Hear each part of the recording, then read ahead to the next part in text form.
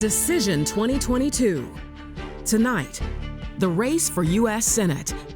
The two candidates take on the biggest issues facing Wisconsin: inflation, abortion, immigration. Democratic Lieutenant Governor Mandela Barnes. If we're going to change Washington, we have to change the people we send to Washington. And Republican Senator Ron Johnson. They hate me in Washington because I'm exposing their corruption. Presented by TMJ4 News.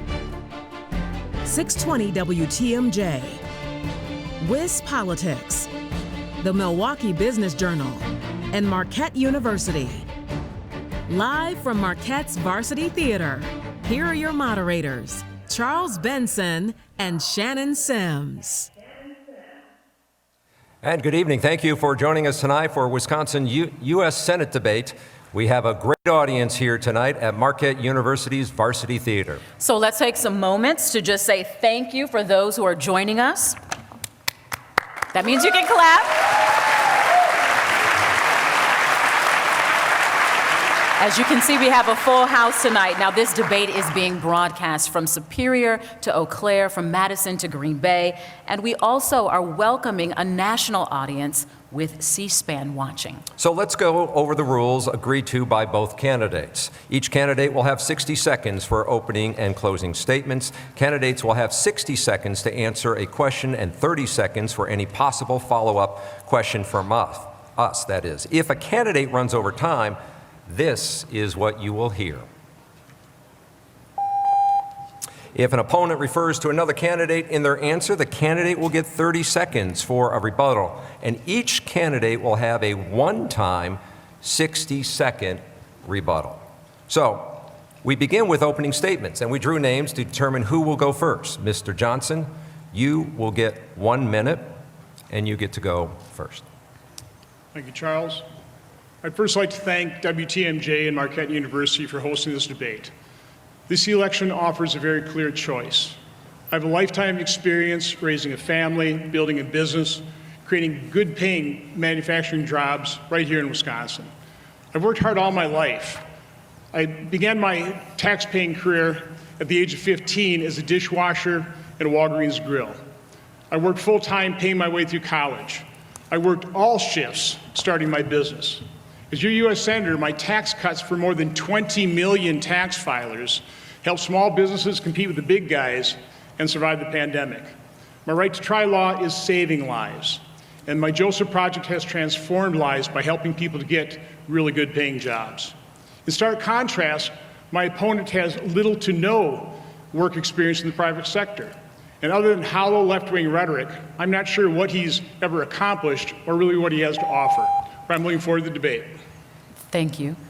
Mr. Barnes, you now have 1 minute for your opening statement. Well, thank you so much, TMJ4, for hosting this debate. I want to thank everybody for showing up today. As you know, my story is a Wisconsin story, only possible here, being raised in a union household with my father, who worked third shift on an assembly line, and my mother being a public school teacher. Those jobs were the ticket to the middle class, but unfortunately, those tickets are in short supply. They're harder and harder to come by. And that task has been made increasingly more difficult because of out-of-touch politicians like Senator Ron Johnson, who continues to leave working people behind. I can tell you, if you aren't one of his wealthy donors, can't count on him to support you. But if you are a working person, a person who's been looking for a little bit of relief, it's a shame that we've had our backs, or had politicians who would rather turn their backs on us in service of their wealthy donors or their own self-interest. But I'm running for the U.S. Senate because I believe that better is possible. I believe that we can create in America, a Wisconsin that gives everybody a fair shot at the American dream. That's the difference. Now, Ron Johnson's going to try to run and hide from his record, but he can't hide from the truth. Thank you. All right, thank you. Our first question is about all those campaign commercials. Don't worry, we're not going to show any of them. But according to our partners at U.S. Politics, the Republican-aligned Senate Leadership Fund has spent or has reserved $24 million in ads to defeat Mr. Barnes. Many of those trying to portray you as soft on fighting crime, with comments about bloated police budgets and ending cash bail. How do you respond to voters who question your record when it comes to police funding and reducing crime? Mr. Barnes. Well, thank you so much, and I'm really glad you brought up the obscene amount of spending in this race. And then notice how you said that the money is being spent to defeat me. There's no commercials talking about Senator Johnson's record because he has nothing to run on. He hasn't done a single thing for us. He's had 12 years to show up for working Wisconsinites. He has refused to every single day. Now, with that being said, on the topic of crime, this is something that has impacted me personally more times than I care to count. I'm a proud product of the city of Milwaukee, and I've taken the good with the bad. And I have unfortunately lost more friends than I care to count to gun violence. So it is absurd when people say that I'm soft on crime or I'm not serious about issues, because there's nothing I'm more deeply passionate about. I hope nobody ever has to feel that pain.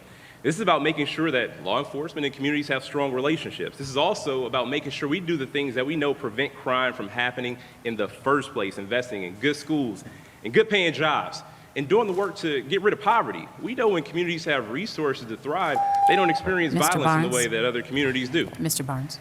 He did bring up your name, so Mr. Johnson, you have a chance for rebuttal. You know, there's a lot of mystery surrounding Lieutenant Governor Barnes' diploma. But we do know he got a degree in communications, specializing in performance. So he's a performer, he's an actor. And I don't know whether he's just delivering lines somebody wrote for him or whether he's making this stuff up on his own. But falsehoods just seem to roll up his tongue. So I suggest anybody watching this debate or the campaign take anything Mr. Barnes says with a huge grain of salt. Well, Go ahead. I would absolutely like to respond to that because, well, Go ahead. well, because the reality is the senator is going to try to run and distract from his record. He can't run from the fact that when there was an opportunity for him to provide support for public safety initiatives, he walked away. The American Rescue Plan allowed our administration to invest $100 million into law enforcement, public safety, and crime prevention initiatives. Ron Johnson voted against it because he would rather play politics. And look, the biggest achievement in business was Ron Johnson saying, "I do." He married into his business. He didn't start that from the ground up. All right. Again, we'll get to ping pong here, but Plus you went over 30 seconds. Yes, yeah. So 30 seconds. First of all, I'm proud of my accomplishments. You know, there aren't many senators can say they got tax cuts for 20 million businesses, or that they produced a law, rights to try, that saved lives, or that they started up a program called the Joseph Project in the inner city that has provided hundreds of jobs and transformed lives. I'm proud of those accomplishments. What Lieutenant Governor Barnes has is no accomplishments whatsoever. Please. All he has are lies and distortions, because you can't run the record of 40-year high inflation, record gas prices. And we're going to get to some of these topics. So let me ask you the question that was also that came up under campaign ads. WisPolitics reporting that the Democratic-aligned Senate Majority PAC has spent nearly $19 million in ads to defeat you. Many of those ads trying to portray you as an out-of-touch guy with a tax cut you initiated that greatly benefited you and your rich donors. So should voters be skeptical of your record when it comes to working families? No, again, I come from a working background. As I described, I got my first tax-paying job at the age of 15 as a dishwasher in Walgreens Grill. You know, I work shift work. You know, I know that others have said their fathers worked for third shift, but I actually work third shift. And so the fact of the matter is this grotesque level of money is spending. It is grotesque, but they spent, I think, more than $9 million against me before I even decided to run.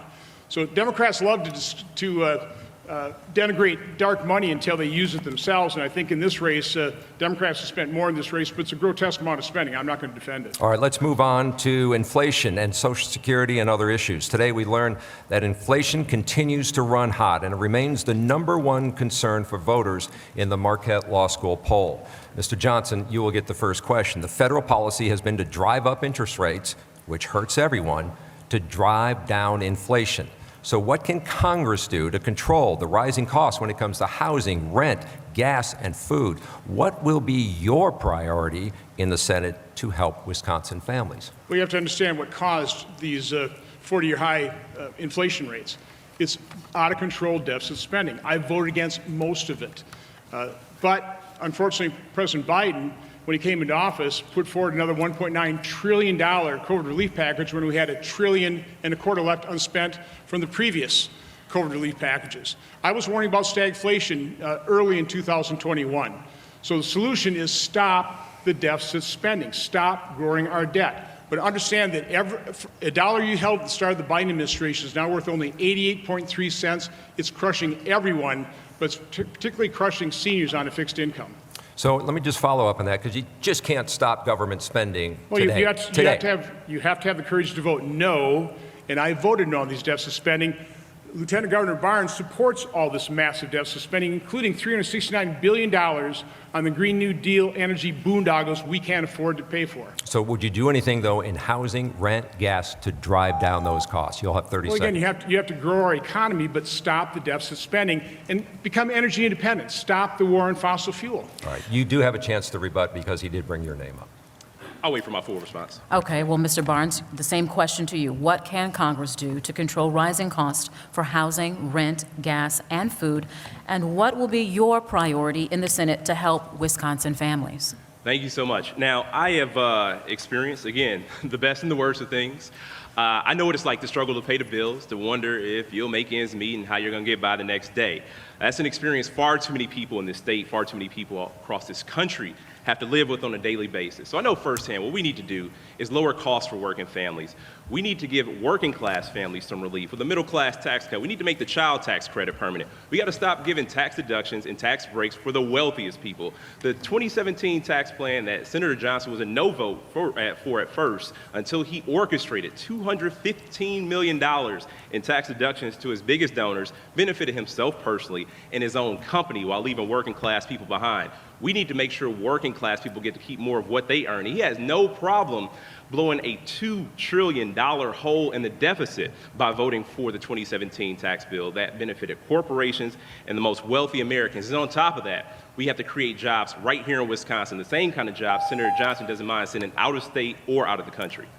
Senator Johnson, you have 30 seconds to respond to that. I fully understand how high the cost of gas is because I fill up my own gas tank. I drive myself around the state, unlike Lieutenant Governor Barnes, who is chauffeured around by State Patrol, costing taxpayers over $600,000. Through last November, he used them 13 and a half hours a day, 7 days a week, 365 days a year. That's not only excessive, it's abuse of the taxpayer money. So you ought to take a look at his record, but I actually understand that's causing the cost of gas to go up, and it's the Democrat war on fossil fuel. Thank you. Mr. Barnes, you can have a rebuttal there. The senator should be so audacious. He fails to mention that taxpayers had to foot the bill for his private plane trips between D.C. and his $3 million mansion in Florida, the vacation home. The 2017 tax plan also gave tax benefits for people who make private plane purchases. Guess who bought a few private planes right after the 2017 tax bill was signed? Senator Johnson's family. We're paying for that. Working class families are footing the bill for millionaire lifestyles, and it needs to stop. Mr. Johnson, you would have a chance. You also have a 60-second rebuttal if you want to use it. So that is a total lie. I never was reimbursed for any private jet travel. What I was reimbursed for was actually approved by the Senate Rules and Ethics Committee when I submitted the expense.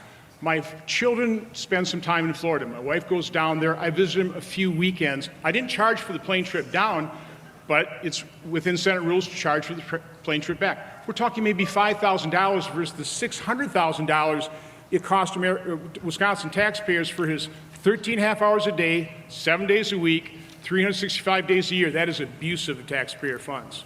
All right, Did you want to respond to the security? I just want a clarification that it's okay when he does it, but not with anybody else. All right, we'll move on to our next question. Let's move on and continue this conversation. Inflation's still the concern, but let's talk about wages. Massachusetts Institute of Technology's living wage calendar shows a single adult in Wisconsin would need to make $16.40 an hour to meet their basic needs and to be self-sufficient. That bumps up to $18.36 an hour, for a working couple with one child.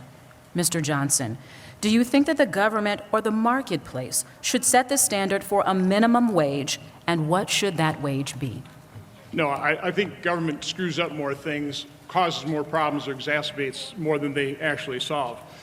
The individuals working at minimum wage are a very small percentage. Most people looking for jobs right now are probably getting $12, $13, $14, or $15 an hour starting wage. That's what you get with a robust economy. The problem people are having is the out-of-control inflation caused by out-of-control deficit spending, our growing debt, and Democrats' war on fossil fuel. Again, a dollar you had at the start of the Biden administration is only worth 88.3 cents. We have to get deficit spending out of control, and we'll never get it under control with Democrats in power. Thank you. And also, can I please ask the audience to refrain from making comments?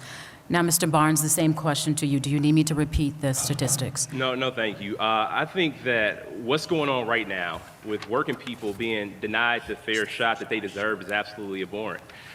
Working people shouldn't work 40 hours a week and still have to struggle to pay the bills.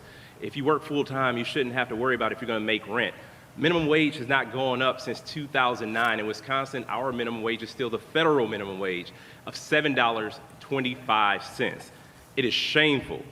Since 2014, we've been supporting a $15 minimum wage. And for one of the most wealthy members of Congress to sit and say that Congress shouldn't set a standard of living and raising the minimum wage is the frustration that so many people have in this country. It's why people are tuned out of politics, because they feel like nobody's looking out for them. And that's because Ron Johnson is in the United States Senate not looking out for us.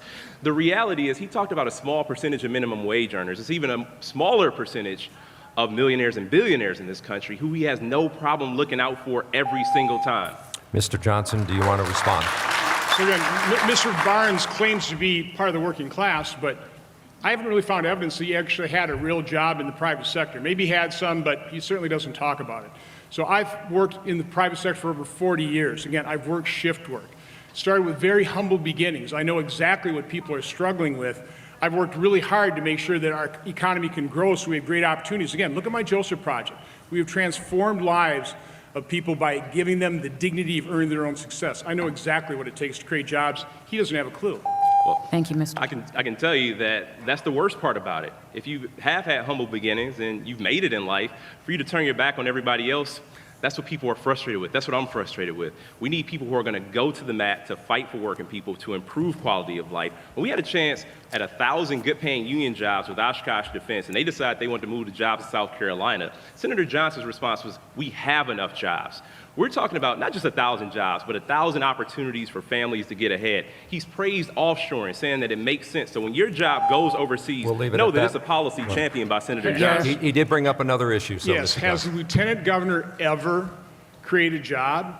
I've created hundreds of jobs. Through my Joseph Project, we have transformed the lives of hundreds of people and positively impacted the lives of thousands of people. Again, these are people in the inner city, formerly incarcerated people with drug and alcohol abuse. I've been doing this for 7 or 8 years. It's the most heartwarming thing I've done. How can you say I've turned my back on people? I haven't turned my back at all. I've done everything I could to provide good paying jobs for so many people. He does not have a clue how. All right, we want to move on to another topic here, so we will move on. And we're going to try to get back on order here on who goes first. This next question is about Social Security, and it will go to Mr. Johnson. You will have the first question on this. Inflation also hits our seniors, and they learned today they will be getting a nearly 9% cost of living increase because of inflation. Now, there are nearly 1.3 million people in Wisconsin on Social Security. That's 1 in 5 Wisconsinites. The average person receives about $19,000 a year. So, Mr. Johnson, President Biden called you out specifically on Social Security, saying you want to put it on the chopping block every year. But you've also said yearly evaluations can fix programs that are broken. So what specific options do you support to fix Social Security? Again, let me be very clear. I want to save Social Security. I want to save Medicare.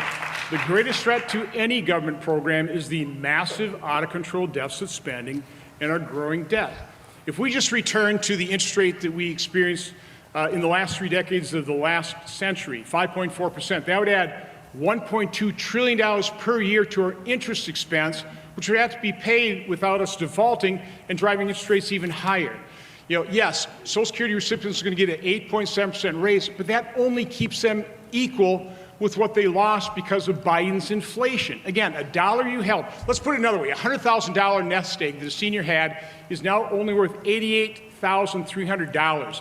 That is the federal government through their inflation, Democrats' inflation, basically taking $12,000 out of that senior's account. So again, the solution is reducing deficit spending, bringing down inflation, ending our war on fossil fuels so we don't keep driving up the cost of energy and gas. Let me just follow up on that quickly. So nothing on payroll tax, nothing on changing, raising the retirement age, any of those other options? No, the first table stakes is stop inflation. You have to do that first, and then grow our economy. The number one component of the solution to all these problems is growing our economy.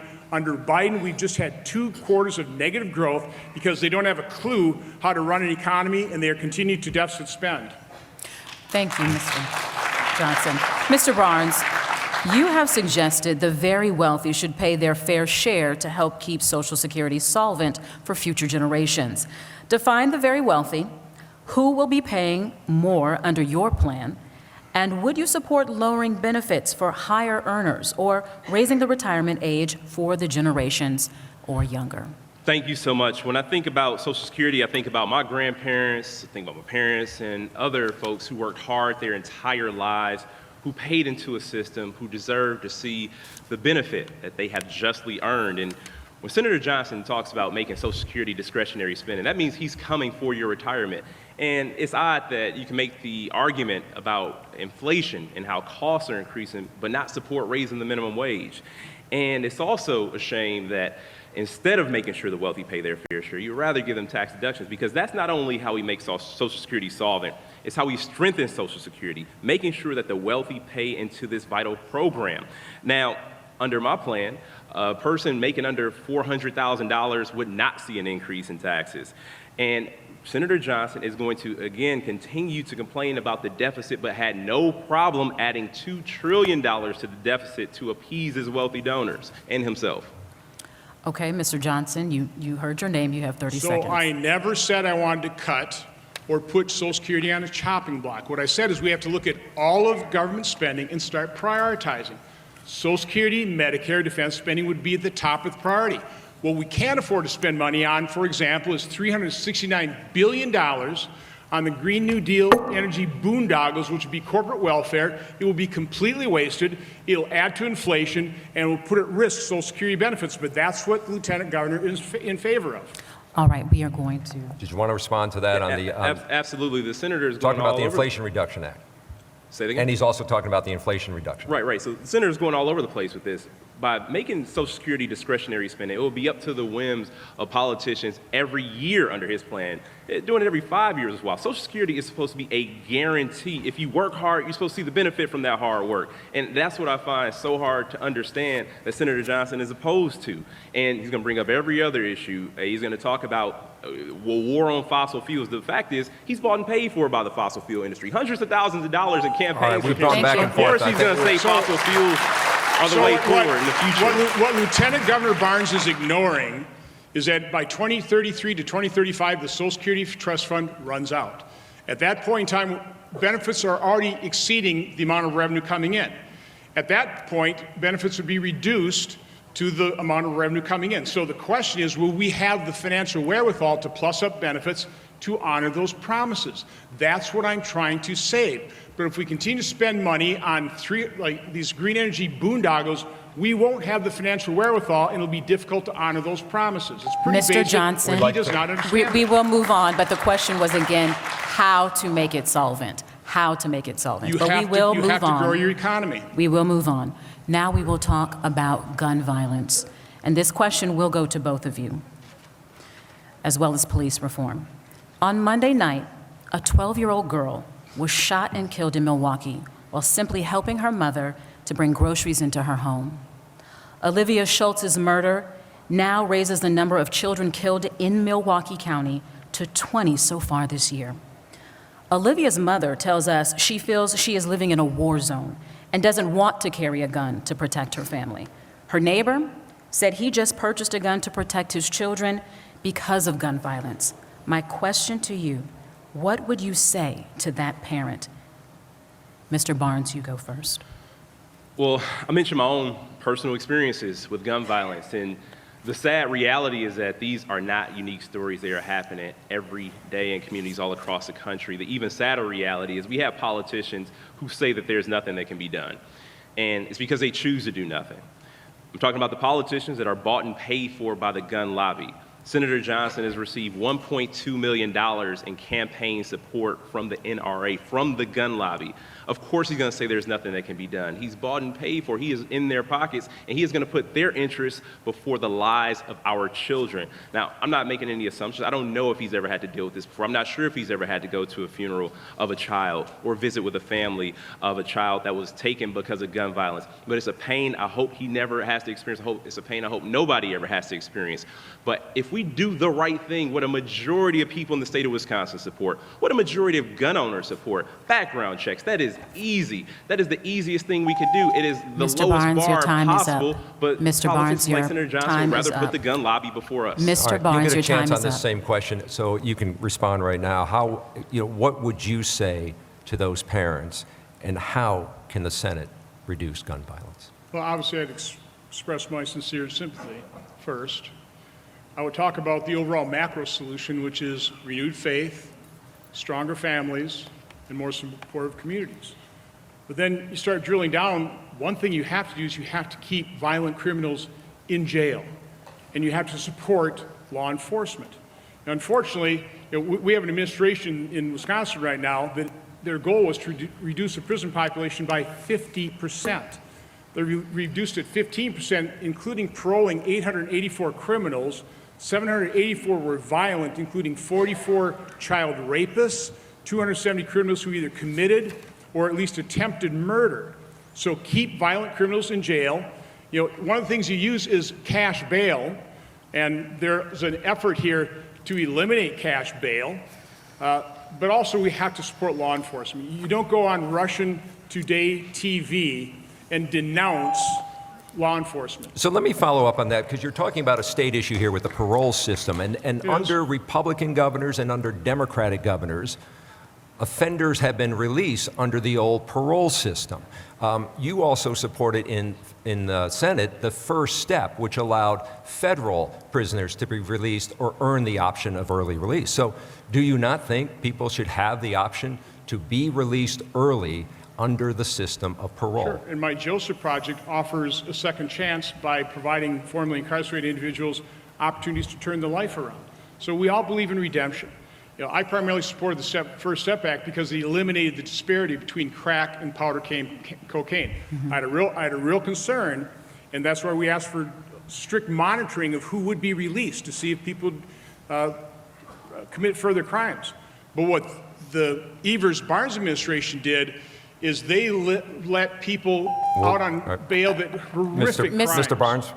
Exactly. So it feels like the senator is trying to walk away from his record once again. He is bemoaning me for, the acts of the administration. But at the same time, the First Step Act released 2,000 to 3,000 people on parole early. So do you walk away from that? Do you not claim credit for that, for the release of 2,000 to 3,000 people, while at the same time attacking me for it? You can respond if you want. Again, I know you referred to it already. Please, audience, if the audience could please hold on. What I've seen are the violent criminals your administration released. I had concern about releasing, and we should be getting a report in terms of who was released, but we were told it was going to be very non-violent, people who have completely rehabilitated themselves. That's not who released here in Wisconsin. This is the hypocrisy. He is attacking me for the same thing that he is doing. All right, we move on. Now to... we're going to talk about police reform. Sorry about that. Democrats support the George Floyd Justice in Policing Act, while Republicans have backed the Justice Act. Both call for police reform and transparency. Mr. Johnson, what would you support, and would that include ending qualified immunity for police officers? Yes, we should keep qualified immunity. That'd be a real assault on law enforcement. Senator Tim Scott was our negotiating for police reform, and he had a very strong bipartisan bill, talked about providing federal funds for training so that law enforcement can understand what works and what doesn't work.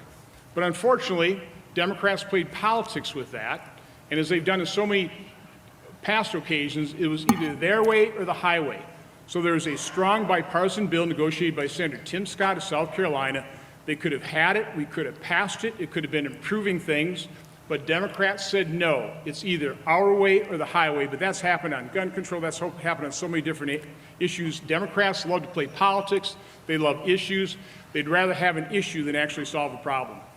I'd like to follow that up, Mr. Johnson. After examining both the George Floyd Justice Act and the Justice Act that you just spoke about, there are more similar goals than opposing ones. So is it a deal breaker to not get this on the floor if ending qualified immunity for police officers is in the bill? Again, I would not support eliminating qualified immunity. I think that'd be a real attack on law enforcement, and I try and support law enforcement. If you want to reduce crimes, my opponent says that police officers don't commit crimes. Are you kidding me? You have a police presence somewhere and crimes aren't committed. It's not a guarantee, but we need law enforcement. And the problem with the whole defund movement, which he's been a big supporter of, it dispirits law enforcement. They're having a hard time recruiting members, and we aren't going to have the law enforcement officers we're going to need to reduce crime. All right, I want to remind the audience again to please hold off because we want to get to more questions. He does bring you up in his, so I want to give you a chance for a rebuttal, and we all also are going to ask you this question. Yep, on the defund police is what he brought up. No police officers in this country were more dispirited than the ones who were present at the United States Capitol on January 6th. Please hold off. Please hold off on that. Audience, please. I'm sorry. I'm trying to tell the audience, please, so go ahead. 140 officers injured, one crushed in a revolving door, another hit in the head with a fire extinguisher, another stabbed with a metal stake. So this talk about support for law enforcement, it's not real. It's not true, because he decided to play politics when the person he didn't want to win the presidential election. You're right there. You have to end it. And he did bring you up again. We'll still get you to that question, Mr. Barnes. And I immediately and forcefully and repeatedly condemned the violence on January 6th, unlike my opponent, who basically just ignores the 570 riots, the 2,000 law enforcement officers injured during the summer riots, and he incited the Kenosha riots. The night after the first riot, Lieutenant Governor Barnes held a press conference and said it sure looked like it was a vendetta carried out against a member of the community. Rather than providing the manpower, he incited 2 more nights of riots. That's a pretty miserable record when it comes to law. Mr. Barnes, you have every right to respond to that. Exactly. It has to be said that he called those folks patriots. He called them tourists, the people who were beating up police officers in the United States Capitol, the people that were there to protect him. He said he wasn't afraid. He said if they were Black Lives Matter or Antifa, he may have been afraid. But because they were the people who he riled up, of course he wasn't afraid. All right, now the question to Mr. Barnes, though. And so he gets the question on the George Floyd Act or the Justice Act. What would you support, and does that have to include qualified immunity? Well, the most important thing we need to do is build trust, restore trust between law enforcement and the communities they serve. It's easy. It makes law enforcement easier. It makes the job easier. It results in less stress, also results in less crime. Even in 2020, at the height of the protests, former Governor Scott Walker called for police reform. I do support getting rid of qualified immunity, and we need to hold bad actors accountable. We shouldn't let people who break the law, who were hired to enforce the law, go to a different department if they break the rules. Again, we can't have safer communities unless we have trust. And our administration, like I said before, invested historic sums of money in law enforcement, public safety, and crime prevention initiatives because we want to do the right thing to keep people safe on both ends. When we reduce poverty, we reduce crime. When we increase support for our schools, we reduce crime. When we create good paying jobs in communities, we reduce crime. Senator Johnson just doesn't seem to understand that. All right, we will move on to the next topic here, and I ask the audience to please hold off so we can get to more questions here. The next set of questions will pertain to abortion and family planning. Democratic voters in the state say that that is their most important issue in the most recent Marquette poll. Mr. Barnes, you have supported going back to Roe when it comes to abortions, but you have also said, quote, you can't legislate a specific timeline and it should be left up to a medical doctor.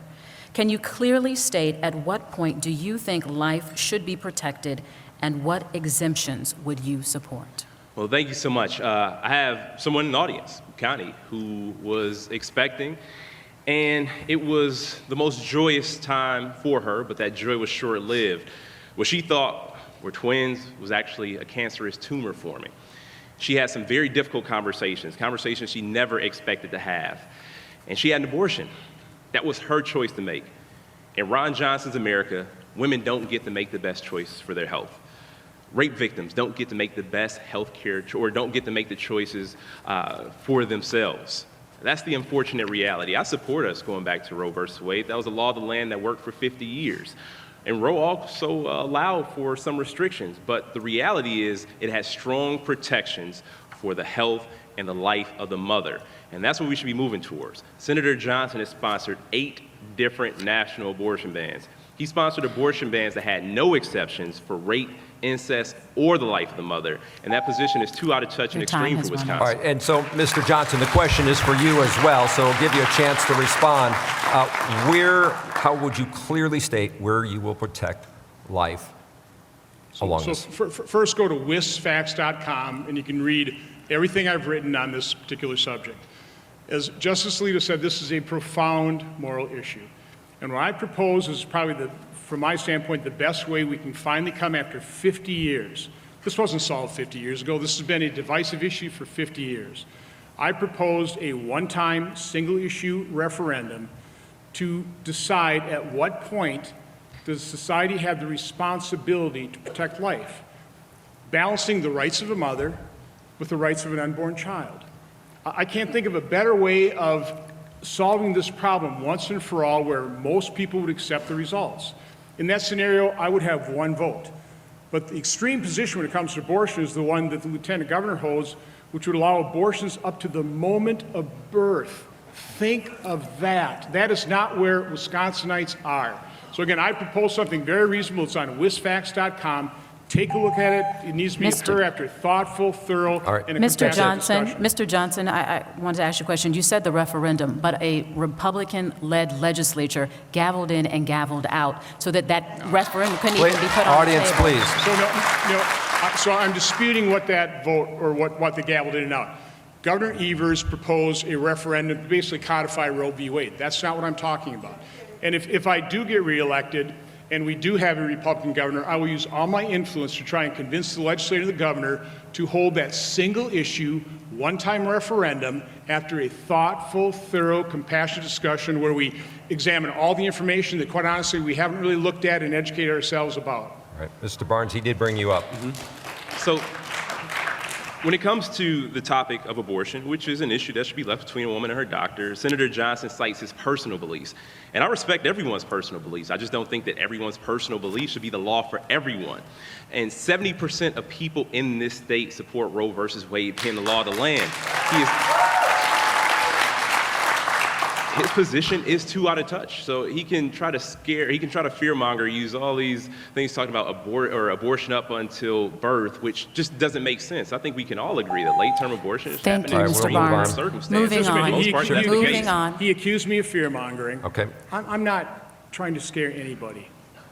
I'm not. I'm trying to develop a method where we can come together, decide this once and for all, compassionately understanding we have a broad spectrum opinion, and have we the people decide. What could be more reasonable than that? All right, we do want to get on to some other topics, including... Mr. Barnes, Mr. Johnson, please. It's very difficult to hear the question. Okay, I will try to speak up. Thank you. This question is for you, Mr. Johnson.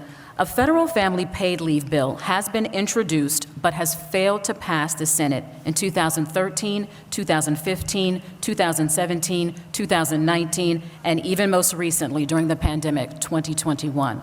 What would it take to get you to consider 6 to 12 weeks of paid time off for a mother to recover from childbirth, or even a father and a mother to bond with their child? Well, again, I realize that benefits are really popular, and spending money we don't have and mortgaging our kids' future is pretty popular. But the fact is we don't have the money for this.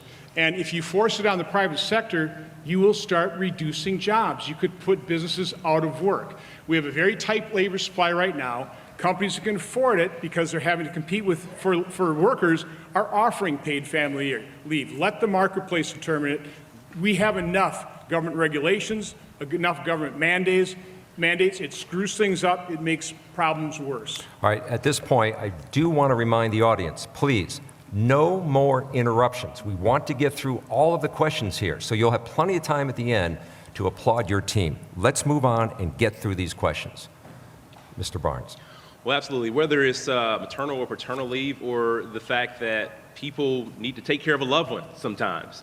Over this pandemic, at the height of the pandemic, people were afraid to take off work because they were afraid they're going to lose their jobs, which made everybody at risk. It put people at risk who didn't have to be because they thought they were going to lose their jobs. Now, we're one of the only developed countries in the world with this lackluster paid leave policy that we have. We should absolutely strengthen it. From Senator Johnson's perspective, which is probably one of the most clear contrasts on this stage, is that it's always about the profits of businesses and corporations, but it's never about working people. If working people aren't healthy, if working people don't have the support that they need, then how can any business be productive? This is actually a good business decision to implement a paid leave policy in this country. Mr. Johnson, you can respond to that Lieutenant specifically. Governor Barnes has never created a job. He's never signed the front of a paycheck. He doesn't have a clue how to create jobs. He certainly doesn't have a clue how the economy works and how you run a business. He doesn't understand the struggles of small business people just trying to meet payroll, just trying to keep people employed. So he's happy to grow government and impose government mandates on small businesses, but he will drive them out of business. I'm trying to protect small businesses. And so we will move, you'll get a rebuttal here. Yep. Senator Johnson is taking a whole lot of credit for his business-in-law. All right, we will move on to immigration, and that is our next topic. And the first question will go to Mr. Barnes. We are seeing record number of encounters at the border with many seeking asylum. How would you work across the aisle to specifically reduce the crisis at the border and reform the process to legal citizenship through the green card system? Mr. Barnes. Well, I support comprehensive immigration reform. It's quite simple. I support a path to citizenship for dreamers and their families, a system that treats people with respect and dignity and doesn't subject our children to the horrors of family separation. Now, I've had a chance to travel this entire state as Lieutenant Governor. One of the biggest concerns I had was that we don't have comprehensive immigration reform in this country. It makes it harder for small businesses. It makes it harder for our farmers. Everywhere I go, people can agree that a path to citizenship isn't just the humane thing to do, it's also good for our economy. Now, we have people like Senator Johnson who spent 12 years in office. All he'll do is complain. When he gets a chance to make his statement, I guarantee you it'll be a complaint. It won't be about a single thing that he's done to fix the immigration issue in this country. Now, we can do this. We can keep the border safe. We can treat people with dignity, but only if we have people who are serious about doing the work. Mr. Johnson, you have this question as well. Well, as Chairman of the Homeland Security Government Affairs Committee, I held probably 36 hearings on some aspects of our open border and our broken immigration system. I worked with Senator Kyrsten Sinema, Democrat Senator Kyrsten Sinema. With DHS, we developed something called Operation Safe Return. That actually morphed into Return to Mexico, which pretty well solved the problem of unaccompanied children and families abusing our asylum laws. We actually cut our single adults coming across the border illegally in half until Democrat presidential debates where Democrats said they'd stop deportations and offer free health care. Then, of course, President Biden came into office. The border completely opened up. We're dealing with 7,000 people per day being encountered. It's out of control, and the flow of deadly drugs is killing our people. And the human depredations of the human traffickers is largely overlooked and being hidden by this administration and mainstream media. And we want to go on. We have another question on immigration. Yes, and this question will go to you first, Mr. Johnson. Another immigration concern is what do we do with the 75,000 undocumented immigrants here in Wisconsin, many who are law-abiding citizens who are also paying state and federal taxes. The country and the state know that they are here, but because they are not here legally, they live in the shadows. What is the pathway for them to become citizens that does not require deportation? So one of the real tragedies of President Biden's and Democrats' open border policy is because we were so close to having a secure enough border where we could move toward legal immigration reform. I was working with the previous administration. We had a really good system, take about 100 visas down to about 6, award them based on a metric system tied to our economy, and we were also going to take care of the DACA kids and the people you're talking about. But President Biden came into office, blew open the border, and removed that first necessary step that we must take You can't offer amnesty and still have a wide open border, or you'll have a flood of millions more people coming to this country illegally, being abused by the human traffickers. Again, abused by the human traffickers. It's horrific what is happening. How do you think young women pay off their human trafficking fees? You know, the border's secure on the Mexican side of the border. Nobody comes across this country without either paying or being indebted to human traffickers. This is a travesty. This is the Democrat policy, is an open border, a flood of illegal immigrants and deadly drugs. Mr. Johnson, thank you. Well, this is, again, the senator using fear-mongering. As I said before, he's going to continue to use it in every issue. Now, the reality is the infrastructure bill actually had provisions for border modernization, but Senator Johnson couldn't be bothered to vote for it because he didn't even read the infrastructure bill. He didn't know what was in it. And so if he was very serious about solving a problem, he would have taken the time to do his job, but instead he'd rather play politics and make talking points. Now, we're talking about folks, the people he's trying to make you afraid of. We're talking about people who are working here, people who are paying taxes, contributing to society, contributing to the community, people who should have a path to citizenship. And Senator Johnson wants to talk about a labor or workforce shortage. These are people who are here already doing the hard work, and Ron Johnson wants to do whatever with them. He wants their experience, he wants them to live in limbo. He wants them to continue to live in the shadows. So again, Mr. Barnes, just to make clear, what would you suggest for their pathway to citizenship? Oh, we should process them immediately into a path to citizenship. We need to make sure that people who have been here, people who've been working here, people who've been contributing, should have a path to citizenship if they so choose. But the issue has been so demagogued. The issue, again, the fear-mongering that's being used is the reason why we don't have comprehensive immigration reform. They just want to scare the hell out of everybody on this issue when it's only making people's lives worse, making people's lives more difficult, and it's contributing to an inhumane system. And as the United States of America, we should be better than that. You do have a chance to rebuttal. It has cost us more not to complete the wall that we already contracted for than to actually build it. All right. Democrats have voted against 3 of my amendments in committee and on the floor. All but Senator Manchin voted against completing the wall that we had already bought and paid for. You know, unfortunately, Lieutenant Governor Mandela would want to give illegal immigrants a driver's license. Gee, what do you need to vote? Oh, that'd be a driver's license and in-state tuition. That would be a more of a magnet for more illegal immigration, which is why we have to secure our border Mr. first. Barnes, you may respond. Well, I'll tell you, this is about safety. And if people who are working here need to get to work, people are going to drive regardless. If we can have some sort of checks and balances, making sure we know who's on the road and people can actually get car insurance, gee, that will make communities less safe. People shouldn't have to live in the shadows. And if you went to a school in Wisconsin, you should absolutely be able to pay in-state tuition at one of our wonderful universities. We have reciprocity with Minnesota. All right. If you went to school here, you should be able to pay in-state tuition. Sorry about that. All right, let's move on to our next topic, foreign policy. The first question focuses on the war in Ukraine, and Mr. Barnes, you will get the first question. President Biden has said, quote, America is fully prepared with our NATO allies to defend every single inch of NATO territory. Every single inch. The war in Ukraine is escalating as we speak. Russia's president is threatening to use nuclear weapons. Mr. Barnes, do you support more financial aid or military equipment for Ukraine and deploying American military to defend any NATO country if necessary?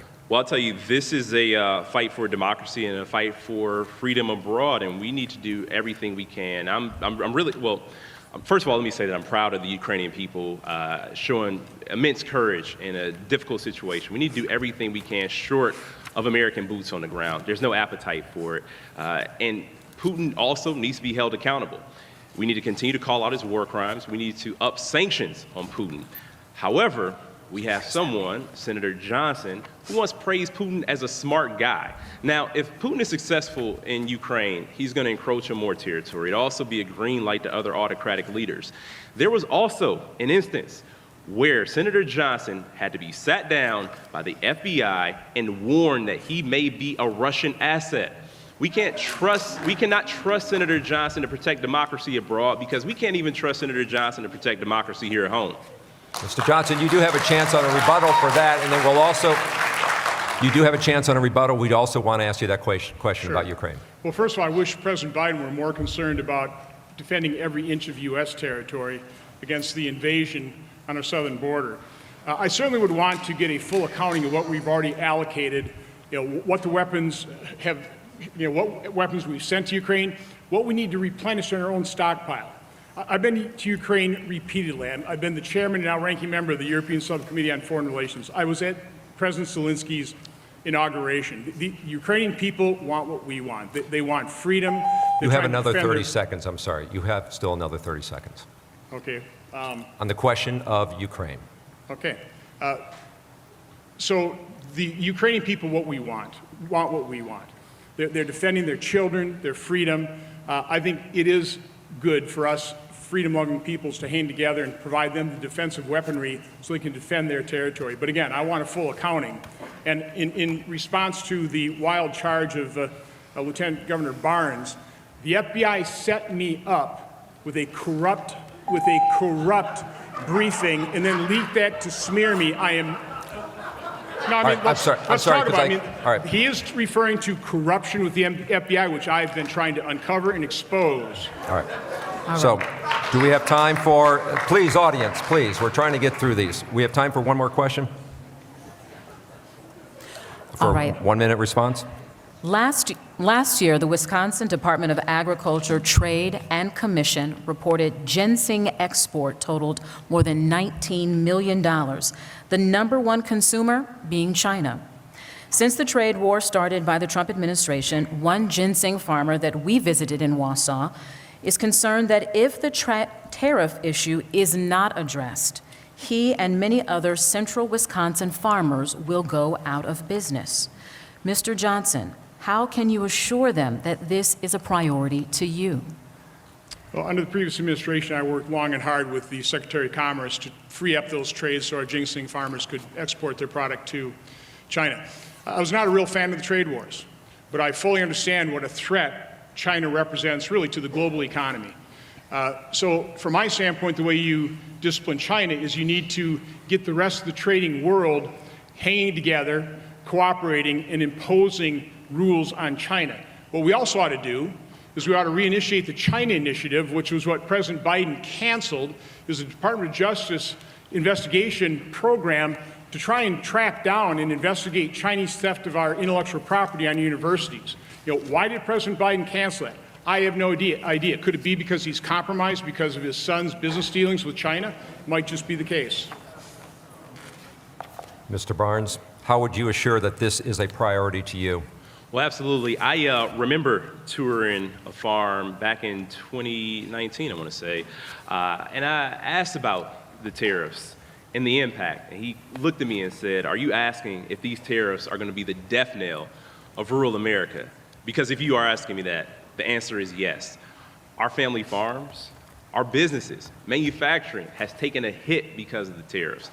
And when the former president implemented those tariffs, Senator Johnson wasn't there to stand up for our family farms. He wasn't there to stand up for our small businesses. The reality is Senator Johnson has benefited personally from Chinese investments in different companies. Now, what we need to do is make sure that we are on level playing field when it comes to any of our trading partners. That means a set of labor standards. That also means a set of environmental standards so that people aren't getting over on us. And we need to make sure that the American worker and the Wisconsin farmers put first in any of these trade deals. Mr. Johnson, you do have time if you want to make a rebuttal. Well, once again, I don't know where he gets this stuff. He just makes it off. Again, he's a performer. He's an actor. The falsehoods just roll off his tongue. So again, I caution all of you, take everything that Lieutenant Governor Barnes says with a huge grain of salt. All right, we are down to one final question here, and both of you have said a lot tonight about each other. Now, when we traveled around the state talking with voters, we heard repeatedly from people tired of divisive politics and attack ads. So our final question here tonight is, both of you have been successful in life. You have 30 seconds here. Mr. Barnes, you go first. What do you find admirable about your opponent? Well, no, seriously. I do think, the senator has proven to be a family man, and I think that's admirable. That's absolutely to be respected. He speaks about his family. He's done a lot to provide for them. I absolutely respect that. Mr. Johnson. I mean, likewise, I appreciate the fact that Lieutenant Governor Barnes had loving parents, a school teacher, father that worked third shift, so he had good upbringing. I guess what puzzles me about that is with that upbringing, why is he turned against America? I mean, why does he find the founding of America awful? It's Somehow, it puzzles we me. Did not. we Please, said something admirable. So- And it is now time, somehow we have made it to the end of this debate for closing statements, and I appreciate both of you gentlemen. At this time, we would like to ask the audience to please hold your applause, your feelings until the end of both candidates concluding their comments. Mr. Johnson, why should voters pick you on November 8th? Wisconsin voters ought to be asking, are you better off or worse off since Democrats took control? Considering 40-year high inflation, record gas prices, skyrocketing crime, an open border, flooded deadly drugs, I think it's pretty obvious most people are worse off. What's important to notice is that these problems didn't just happen. They were the direct result of Democrat policies and Democrat governance. And Lieutenant Governor Barnes supports all these policies causing you and your family so much pain. If elected, he would be a rubber stamp for President Biden and Senator Schumer, and together they would make matters even worse. When I first ran for office, I made two promises. I'll always tell you the truth, and I'll never vote with my election or conduct myself with election in mind. I've honored those promises scrupulously. And if I am reelected, I'll do everything I can to help improve things and heal and unify this nation, and I'm asking for your vote. So thank you all so much for being here. I really appreciate this opportunity. And while the senator wants to lie and distract and hide from his own record, and while he subscribes to the politics of division, what he doesn't realize is that each and every one of us in all 72 counties in this state has so much more in common with each other than we'll ever have with self-serving, out-of-touch politicians. Now, unfortunately, for the last 12 years, we've experienced the failures of his leadership and his representation. Women's lives and women's health are on the line. For our veterans who may have been victims of burn pits, you don't want a senator who's going to play politics with your life. For our retirees, we don't want a person who's going to take your retirement away from you, what you've worked hard for your entire life. Working people live with the constant threat of their jobs being shipped out of state or overseas. Our democracy hangs in the balance. Senator Johnson tried to overturn a free and fair election because he didn't like the result. He tried to send fake electors to the vice president, said his involvement lasted a matter of seconds, as if you get to use the 5-second rule for election subversion. And Well, thank you, Mr. Barnes and Mr. Johnson, for meeting us on this debate stage tonight. Now you can applaud for both of them. Now you can applaud.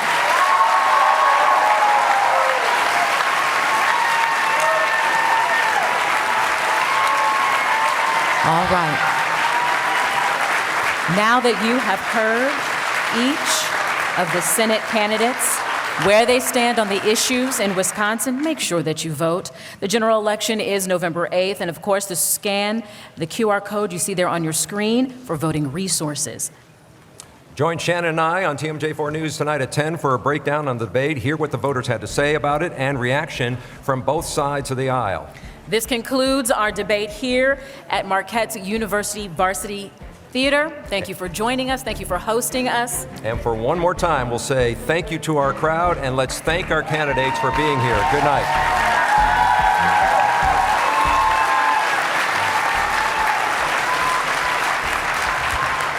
Thank you for your time. You made it.